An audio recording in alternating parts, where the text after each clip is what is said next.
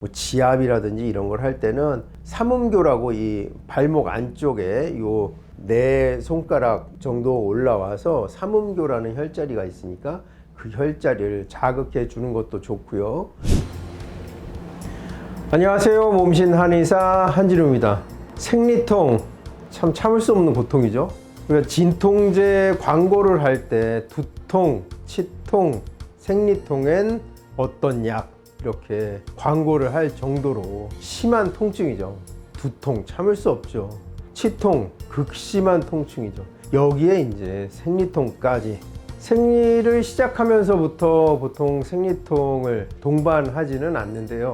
생리를 시작하고 한 2, 3년 정도 지나면 이제 배란과 함께 정말로 임신할 준비가 되는 이 시기쯤 생리통이 시작되게 되고요. 생리할 때는 이제 누구나 통증을 어느 정도는 수반을 하죠. 그렇다고 생리통 자체가 당연한 것은 아닙니다. 물론 생리통도 병리 현상인데 너무나 많은 분들이 생리 주기마다 겪고 있어요. 생리 때만 불편하냐? 또 생리 전 증후군이라고 해서 여러 가지 불편감들이 오죠. 가슴이 아프다든지 뭐 딱딱해진다든지 막 옷에 스치기만 해도 불쾌한 이런 증상들, 또 복부에 이상 감각, 아픈 것도 아니고 쓰린 것도 아니고 허리가 또 불편한다든지 전신이 원인 없이 붓는다든지 몸이 무겁고 기분이 저하되고 다운된다고 하죠. 이런 여러 가지 생리 전 증후군을 겪고 생리 개시를 했어요. 첫날이 딱 됐는데 극심한 통증에 시달리게 되죠. 대부분은 요통 복통인 경우가 많은데요. 특이한 분들은 두통, 미식거림, 그다음에 뭐 소화기 증상, 설사를 한다든지 뭐 이런 분들이 계세요. 나는 생리할 때마다 설사를 한다, 이런 분들도 상당히 있거든요. 이 생리통 원인을 한의학에서는 무엇으로 보는가? 바로 이 자궁이 차기 때문이라고 봅니다. 자궁이 차다는 게 무슨 의미인가? 자궁이 냉하다고 설명을 하는데요. 냉이라는 말, 찰냉자죠. 근데 여성 질환, 여성 생식기 질환 중에 냉대하라는 이제 증상이 있습니다. 병리적인 생성물이죠. 분비물, 질을 통해서 하얗게 혹은 노랗게 혹은 초록색을 띤 이런 냉이라든지 대하가 나오게 됩니다. 이때 우리가 냉이라고 부르는 그 한자가 찰냉자 딱 한 가지밖에 없거든요. 그럼 이게 뭐냐? 자궁이 차면 냉대하가 생기기 쉬운 그런 환경이 조성된다. 우리 구강이나 대장 항문이나 질에도 유익균과 유해균이 균형을 이루고 있어요. 균형을. 유익균만 있어도 건강할 수가 없고 유해균만 있어도 건강할 수가 없습니다. 이 둘 간의 건강한 세균총을 이룰 때 비로소 건강을 유지할 수가 있는데요.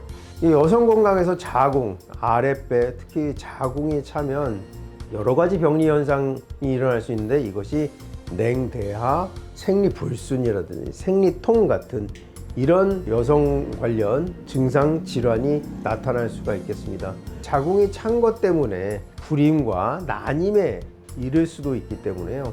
이 자궁을 따뜻하게 해주는 것이 굉장히 중요합니다. 이 한의학에서 이제 예를 들고 비유를 했을 때 이 생리통이 왜 오는 것인가? 생리라는 것은 뭡니까? 임신 출산을 하기 위해서 이번 달에 자궁을 착상을 위한 준비로 두텁게 점막을 두텁게 비후시켰다가 이번 달에는 착상이 안 됐어요. 임신이 안 됐어. 그러면 이 비후된 점막을 탈락시키고 그 다음 달을 기약하는 이런 과정이 이제 생리죠. 생리라는 말 자체가 그야말로 생리라는 거죠. 병리가 아닌 생리. 그러한 타고난 이치다, 이런 뜻이죠. 생리할 때 이렇게 극심한 통증이 수반되는 것은 결코 생리 현상이 아니고 일종의 병리 현상으로 보고 치료를 하는 거죠. 생리통을 기준을 삼을 때 보통 어떤 질문을 하게 되냐면 생리 주기에 진통제를 복약하느냐. 매 생리주기에 복약하느냐, 생리주기에 딱 하루만 복약하느냐, 그 하루에 한 번만 복약하느냐, 이걸 가지고 이제 어떤 생리통의 정도를 가늠해 볼 수가 있어요. 생리통이 있어서 간헐적으로 진통제를 복용하기는 하되 매 생리주기에 먹지는 않는다. 이러면 그래도 그나마 나은 편이죠. 근데 매 생리주기에 진통제 없이 지나가기가 어렵다. 또는 생리 개시 첫날, 그 다음에 그 다음날도 먹어야 된다. 또는 첫날 2, 3회에 걸쳐서 2알씩 6알을 먹는다. 그 다음날도 그와 같이 먹는다. 그러면 굉장히 심한 정도의 생리통을 앓고 있다. 이렇게 보고 치료에 임하게 되죠. 그나마 다행인 것은 한의학에서 이 생리통, 우리 경행통이라고 하거든요. 월경을 하면서 생기는 통증, 경행통이라고 합니다. 여기에 대한 굉장히 그 처방도 다양하고 치료법도 많이 연구되어 있어요. 한의학에서도 아주 오래전부터 부인과를 따로 정리하고 연구해 놓은 서적들도 굉장히 많거든요. 그런 것들에 보면은 이제 이 경행통에 쓰는 처방들도 많고 침치료도 할 수 있고요. 그러니까 혼자서 내가 생리통을 조금 완화해 보겠다 싶으신 분들은 따뜻한 요새 그 온돌 뜸이 있습니다. 이게 태우는 게 아니라 전기로 따뜻하게 데워서 배에 얹어 놓는 이런 방법 해주시면 좋고요. 뭐 지압이라든지 이런 걸 할 때는 삼음교라고 이 발목 안쪽에 요 네 손가락 정도 올라와서 삼음교라는 혈자리가 있으니까 그 혈자리를 자극해 주는 것도 좋고요. 또 배에 집에서 화상을 입지 않게 뜸을 할 수 있는 그런 기구들이 나와 있거든요. 제품으로 출시되어 있으니까 그거를 아랫배 치골에서 또한 네 손가락만큼 올라온 자리, 우리 관원이라고 하는 혈자리인데요. 거기에 뜸을 뜬다든지 아랫배를 하여튼 따뜻하게 해주는 이런 노력들을 할 수 있고요. 또 한 가지는 여성 건강에 좋다고 알려진 쑥을 어떤 형태로든, 쑥 차가 됐던 떡이 됐던 국이 됐던 뭐 무침이 됐던 하여튼 쑥을 먹어주는 것도 굉장히 도움이 될 수 있습니다. 정리해 보면 생리통은 자궁이 차서 생긴다. 찬 자궁을 어떻게 따뜻하게 할 수 있는 것이냐, 이게 이제 생리통을 줄이거나 극복할 수 있는 방법이 되는데요. 한의학에서는 이제 그 자궁이 왜 차면 생리통이 생기는지를 설명할 때 이제 비유를 들어서 얘기를 합니다.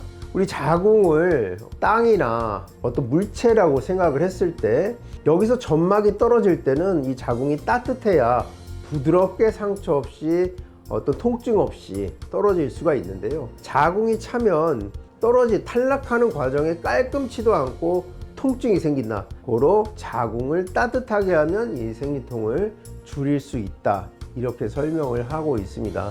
따라서 댁 내에서 스스로 내가 해결해 보겠다 싶으신 분들은 따뜻한 돌을 올려놓는 것, 뭐 따뜻한 담요도 좋습니다. 전기 담요를 복부에 올려놓는 것도 좋고, 좀 더 강한 자극을 주고 싶다 그러면 화상을 입지 않게 고안된 그런 뜸을 사용해서 관원이라는 혈자리에 올려보고, 또 삼음교라는 혈자리를 손으로 자극을 또 해보고, 마지막으로 음식, 쑥을 어떤 형태로든 뭐 떡이 됐던 국이 됐던 무침이 됐건 해서 쑥을 이용해서 생리통을 좀 완화 또는 없애보면 어떨까. 근데 이런 여러 가지 방법들을 했는데도 개선되지 않으면 한의원에 찾아오세요. 치료할 수 있는 방법들이 많이 있으니까요. 가까운 한방의료기관 가셔가지고 상담하고 치료 받으시길 바라겠습니다. 또 생리통과 관련해서 궁금하신 점 있으시면요, 댓글로 남겨주시면 성의껏 답변해 드리도록 하겠습니다. 지금까지 몸신 한의사 한진우였습니다. 감사합니다.